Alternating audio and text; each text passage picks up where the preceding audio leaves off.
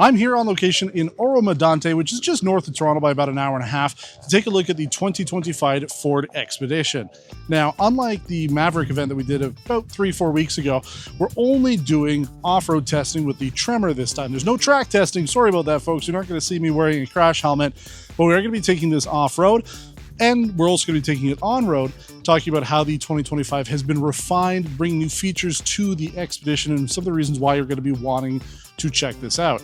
Now, because I am brilliant when it comes to booking vehicles, I actually booked this alongside the 2025 Nissan Armada. So, driving them back-to-back, I'll be able to tell you a little bit about how one of the newer Japanese full-size SUVs compares to one of the three Americans. So let's take a look. We're going to start off with some off-road stuff here, and it's a lot of fun, so stay tuned as we take the Tremor Expedition off-road in a pretty extreme course. Let's hit it.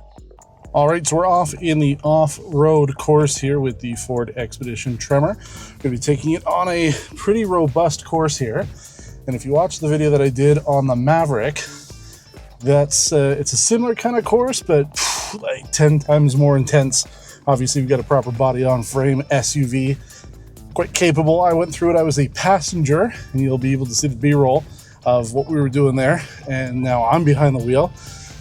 And yeah, it was pretty exciting being in the back seat, but you get to experience it now here with me together. So what we're going to do is I'm going to be putting this into the rock crawl mode. And in order to do that, you have to put the vehicle into neutral. It does the 4x4 shift into 4 low, and then we're good. It's got the e-locker, and then we're also going to be doing cruise control, the trail control mode. So we're setting it to about 2 kilometers an hour. Let off the gas, let off the brake. The vehicle will do everything for us. And I got to say, it was a pretty pretty rough experience in the back seat. There's quite a bit of extra weight with me in the vehicle sitting back there, but we'll see with just 2 in here how it goes. And because I can't really see too much of what's ahead of me, I'm going to be using the camera system, the 360 cameras on this, to carve hopefully a smooth path through here. Now the Tremor comes with quite a bit of underbody protection, but I prefer not to damage any of it as we go over. In the vehicle, you'll see, you might not be able to see it as much on the video, but I can feel it. The vehicle's essentially building up torque. Kind of knows that it's stuck somewhere, so instead of just ramming it through, it's building up that torque ahead of time and then pushing you through slowly. Yeah, that worked. Look at that. One more little push. There we go. Hey, not bad at all. It knows that we're still in there a little bit. Final little drive out. All right, so now we're going to go up a very daunting hill. Might not look as daunting if you're watching on the video, but I can tell you going up it in person is pretty steep, and then you can't see anything, so you have to use your cameras in order to navigate. And then really the scary part, this is the real clincher here, is going down the hill. Oh, but you know what though? Those brakes know what they're doing. Wow, look at that. That's confidence. Woo, hoo, hoo. Yeah, again, I don't know if you can see quite the depth on camera. That was a very steep descent down there, but man, there was really no hesitation from the brakes. It knew what it was doing. It gripped on, held nice and tight, which is obviously what you want. And I mean, this is a pretty extreme off-road course. Obviously the vehicle can do it, but we're not necessarily expecting your average consumer even to buy this to be doing this. This is still kind of geared towards people who want to have something a little off-roady if they're going to the cottage. So again, we're going up and around, but man, even in 4 high, this thing just does it. Look at that. And then again, we're going over some sort of, I wouldn't say obstacles that are impossible to see, but having the camera system there really makes a difference. And even though this vehicle is pretty muddy, camera is completely clean. I have no problems with it. Up and down we go. Not really scratching too much. That's what the skid plates are for, but we're not using all of them yet. I mean, I paid for the skid plates. I want to use the skid plates, right? So here we go again.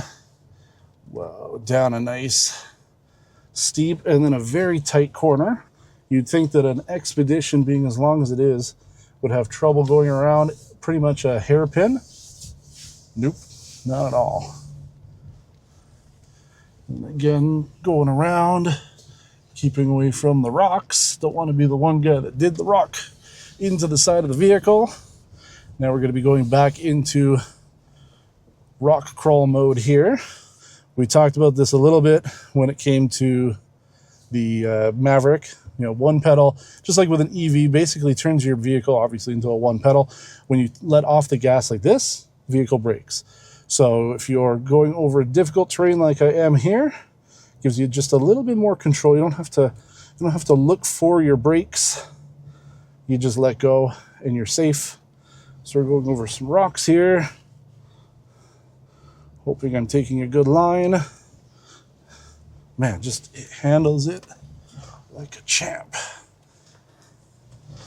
Oh yeah.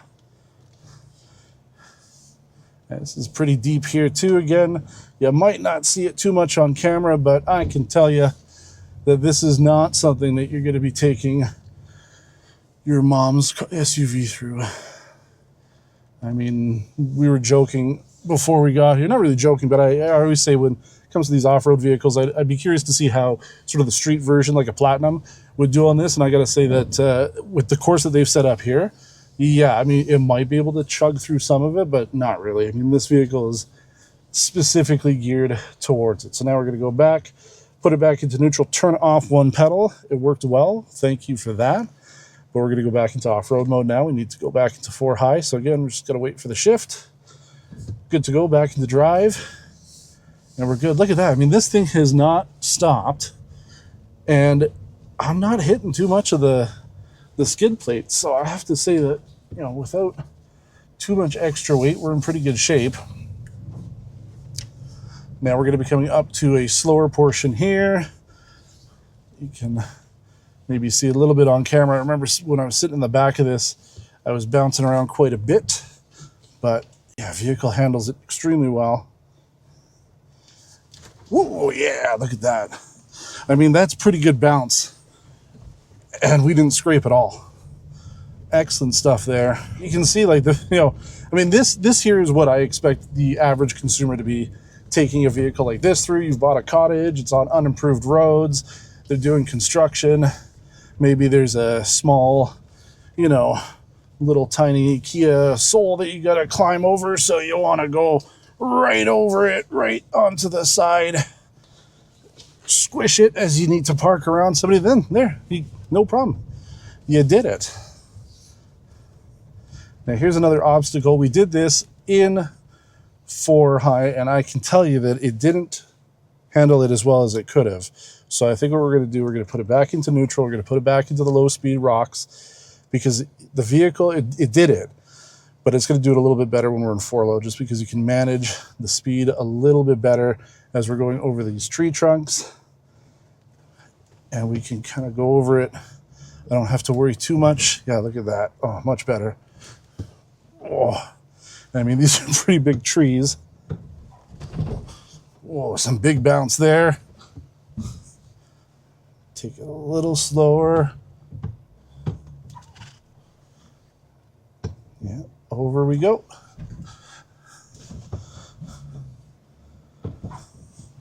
Wow, okay. So you might be seeing on the B-roll, depending on how I splice it together, I might be splicing it in after, but it 100 times easier when you're in the right mode. So we're going to put it back into off-road mode again.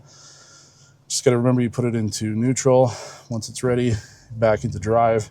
So yeah, 4 low for something like that. If you're, maybe you're going through like a hurricane disaster zone, you got to get through some debris and stuff. This will absolutely do it. Quite impressive. And here we're going to we'll go through it a little bit of speed. No problem. I mean, it eats up those bumps pretty easily. So now what we're going to do is we're going to show how the e-locker works. So we've got some mounds here, and the idea is we're going to be going over them, but the rear wheels are no longer locked. So, like, it doesn't want to go, right? Slipping quite a bit. Yeah, it doesn't like it. So now I'm going to put the e-locker back on, and we're going to do it again. Same hills, right? The same bumps, and wow. I mean, night and day, it's going over it so much easier. We're hitting some of the stuff though, but oh, you can see the articulation. Oh man, that's big, but much, much easier with that locker on. Oh, just again, if you're ever wondering, you know, obviously for day-to-day use on the road, you don't need something like that. But if you're ever wondering why you have a rear diff lock for off-roading, there's your proof. So again, we're going to go through some mounds here. Not too quick because we've already bashed up the back a little bit. And I've already rearranged my spine from our last drive through here. But oh my God, you can see though, it's pretty intense. The vehicle does it. Oh boy, I love it. It's just, you don't get to do this normally. So I enjoy the chance to do it. And again, coming up to some massive holes in the ground, slow down for it. But we'll take a nice, easier line through here. Oh, and those are the Raptor style. Those are like cast iron side steps there, so you don't have to worry too much about damaging those bad boys. Again, you're putting the heavy duty stuff on the outside of the vehicle to protect it. But yeah, that worked out really well. And then, all right, you got to get to the cottage. Your beer's warming up in the trunk. You got to get there quick, so we'll take the off-road scenic route here. And you can see that the vehicle handles it exceptionally well. That's good. Oh man, you got some kids in the back seat. They're going to be probably barfing all over the place, especially them telling you they want to go to McDonald's first. They might have put their lunch on the ceiling there, but don't worry, you can wipe it down. The interior of the vehicle is relatively easy to clean out. Not that I would know. Got a little bit of a jump here. I was told not to take it off into the air, but still, why not, right? Again, if you're paying for the Tremor, you want to use everything it's got. Now we're going to go through a bit of mud here, about 20, 25. Oh yeah, look at that, easy peasy. That was good. I feel bad for whoever has to detail this after. All right, so that was quite a lot of fun doing the Tremor off-roading. Today, we're going to be doing a little bit of on-road. I just want to talk to you a little bit about what's changed for the 2025 Ford Expedition. And one of the things that we talked about when we did the Maverick first drive a few weeks ago is how Ford is listening to customers. They took not only existing Expedition customers, but maybe customers who've moved on to a different vehicle. So competitor vehicles, or even those who are interested in full-size vehicles, they haven't bought one yet, they haven't made a decision on what works for them, to figure out exactly what customers want out of this vehicle. Because realistically, something like this is going to be a family hauler. You have room to fit up to 8 passengers in this pretty comfortably, and the capabilities to be able to tow up to, they were saying 9,600 pounds when equipped properly with the max towing package. So if you're doing stuff too, you have those capabilities. So with 2025 Expedition, they've made some pretty serious improvements. And I really think that the biggest one, which we haven't seen before on at least the consumer side of the full-size SUV segment, is a split tailgate. Now, before, the glass would open up, which was fine, right? You can put your groceries in there and whatnot, but if you're shorter than, say, 6 foot, it's going to be a bit harder to get those items into that opening. So now what Ford's done is sort of taking the Range Rover approach and the BMW X5 approach, which is now splitting the tailgate sort of like an 80-20, giving you an upper and lower portion that can open, top part can open independently. So the idea is you can put your stuff in the back without it necessarily rolling out, and you have the ability to put up to 500 pounds, they were saying, on that lower tailgate portion, so you can sit on it. You can use it almost as like a little tailgate thing. Gives me a little bit of Aztec vibes. Pretty sure that the Aztec had some sort of contraptions in the back of that, but that's how it works. We're full circle coming back to what was once considered terrible and now is considered pretty good. Plus there's like a parcel shelf that you can use as a table. Some cool stuff going into the back. But that's not the only things that Ford has done. They say they took a lot of time to make sure that the suspension has been tuned in a much more comfortable way. They were saying that customers felt that, it wasn't quite riding the way that they would want out of a full-size vehicle. You want it to be smooth enough so as you're going over potholes and bumps and stuff, you don't feel it. So Ford says that they've gone ahead and pretty much reimagined the suspension to give it much better road feel. Now we're here in Muskoka, doing this. The roads are actually pretty good, so it's hard to tell for sure how good they are. But I've had no complaints as we've been driving around over the last 2 days here with the new Expedition. It's been not only comfortable, but quiet and pretty responsive. And the one thing that we left out, not by my choice, but as we were doing the off-road stuff, there's a trail turn assist. It essentially locks one of the wheels as you're making a tight turn. The camera died before we were able to film it, and you probably wouldn't have seen much anyway. But small things like that, are a ton of people going to be using it. Maybe with the Tremor, you might. Something like this doesn't have it, but the other changes I think should be well received. The interior, though, I mean, I'm not 100% sold on it, but it is growing on me a little bit. Ford has their digital experiences, they call it, on the inside here, giving you 2 separate screen setups. You've got the large wide screen here for your information, such as your speed. I've got map information, fuel economy in the middle. Not quite as extensive as what we've seen on some of the new Lincoln products, but you still have a pretty good amount of screen real estate, giving you not an overload of information, but usable stuff. The center can be switched out with different stuff. So like I said, I've got the fuel economy on there right now, but you can choose what you want. And seems to be pretty good. Seems to be responsive enough. Same with the Sync 4 system in the center. You've got built-in Google, not only Google Maps, but also you can ask it to do things. Not many things. We tested it. You can pretty much do the temperature and set whatever destination you want. So things like the sunshade, you're on your own for pushing the buttons for. But it's a good improvement. They haven't gone huge tablet style, even though you still have to use the screen for most of your HVAC controls. And then you've got some physical buttons for parking, off-road mode, stuff like that. So for the most part, pretty good improvements. Now, I do plan on getting this vehicle later on, because there is really quite a lot to talk about that I can't cover in a first drive. But if you are looking for a full-size SUV, you should definitely be considering this. As I said, I'm driving it back-to-back with the new Nissan Armada, and I was very impressed with that vehicle, and I still have quite a bit to talk about when it comes to it, but they are very, very good. Both of them, driving them back-to-back, you can tell that both Nissan and Ford have worked hard to make sure that this flagship SUV for their lineups really does perform to what a $100,000 vehicle should be. So we'll have more on it. If you have any questions about the Expedition, please let me know in the comments below. I'll try to get back to you and let you know anything that we didn't really cover in the video.